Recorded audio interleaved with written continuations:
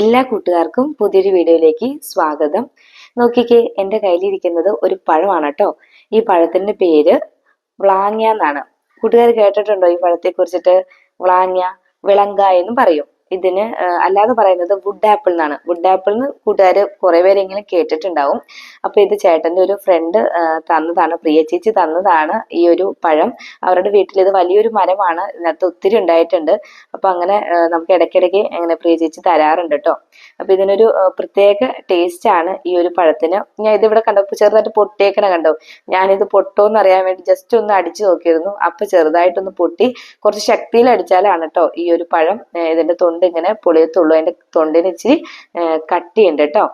ഈ പഴത്തില് ധാരാളം ഫൈബറുകളും അതുപോലെ തന്നെ വൈറ്റമിൻ സി ഒക്കെ അടങ്ങിയിട്ടുള്ളത് കൊണ്ട് തന്നെ ദഹനക്കേടിനൊക്കെ വളരെ നല്ലതാണ് ഈ ഒരു വുഡ് ആപ്പിൾ കഴിക്കുന്നത് കേട്ടോ. കണ്ടോ, ഇതിന്റെ അകം ഇരിക്കണ കണ്ടോ, ഒരു ബ്രൗൺ കളറിലാണ് ഇരിക്കുന്നത്. അതിന്റെ ഞെട്ട് ബ്രൗൺ കളറിലാവുമ്പോഴാണ് മൂത്തൂന്ന് മനസ്സിലാക്കുന്നത് കേട്ടോ.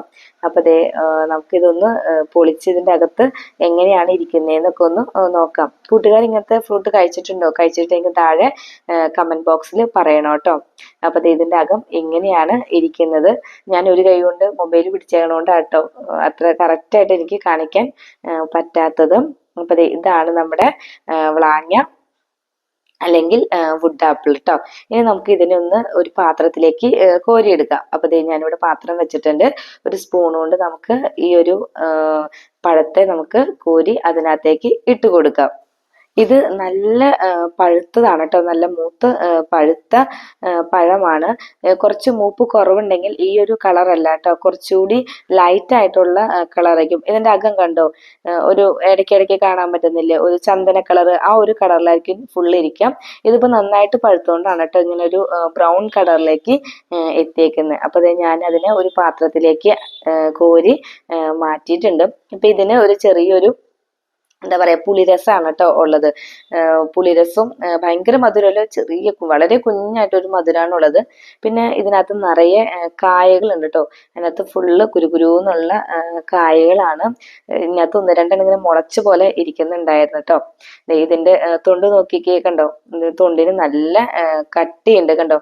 അതിന്റെ ആ ഉള്ളിലെ കണ്ടോ, ഇതിങ്ങനെയാണ് ഇതിന്റെ അകമൊക്കെ ഇരിക്കുന്നത്.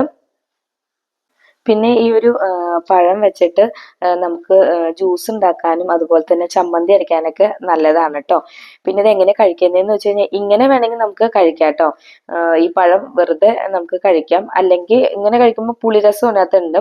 അപ്പം നമ്മുടെ നാട്ടിലെ പുളിയൊക്കെ കഴിക്കില്ലേ, നമ്മുടെ മധുരമുള്ള പുളിയൊക്കെ ഉണ്ടല്ലോ, അങ്ങനത്തെ പുളി കഴിക്കണ പോലെ നമുക്ക് വെറുതെ വാളംപുളി കഴിക്കണ പോലെ ഇത് കഴിക്കാം. അല്ലെങ്കിൽ നമുക്ക് ഇതിനകത്തേക്ക് കുറച്ച് ശർക്കര ചേർക്കാം. പിന്നെ ഇതിന്റെ ജ്യൂസൊക്കെ ഉണ്ടാക്കി കഴിച്ചു കഴിഞ്ഞാൽ വളരെ എനർജി ആയിരിക്കും കേട്ടോ, നല്ല എനർജറ്റിക് ആയിട്ട് നിൽക്കാനായിട്ട് സാധിക്കും. അപ്പൊ ഞാൻ ഇതിനകത്ത് കണ്ടോ, ഇതിന്റെ അകത്തിന്റെ കുരുക്കൾ കണ്ടോ, ഞാൻ പറഞ്ഞില്ലേ നേരത്തെ കുരു മുളച്ചൊക്കെ ഇരിക്കുന്നുണ്ട്.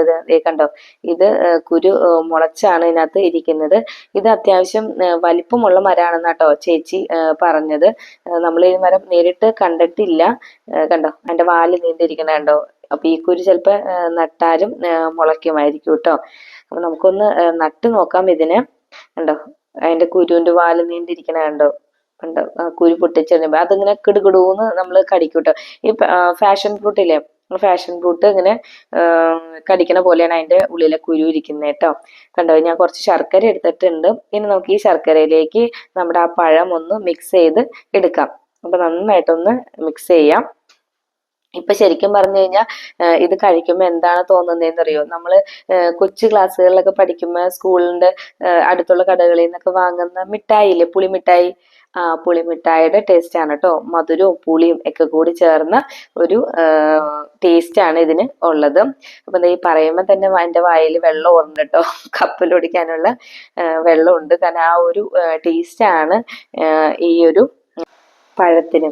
അപ്പൊ കൂട്ടുകാർ ഇത് ടേസ്റ്റ് ചെയ്തിട്ടില്ലെങ്കിൽ തീർച്ചയായിട്ടും കടകളിലൊക്കെ വാങ്ങാൻ കിട്ടും കേട്ടോ. അപ്പൊ വാങ്ങിച്ചൊന്ന് ടേസ്റ്റ് ചെയ്ത് നോക്കണം, ഒരു പ്രത്യേക ടേസ്റ്റ് ആണ്. അപ്പൊ നമുക്ക് ഈ പുതിയ വിശേഷമായിട്ട് വീണ്ടും കാണാം. Okay, thanks for watching.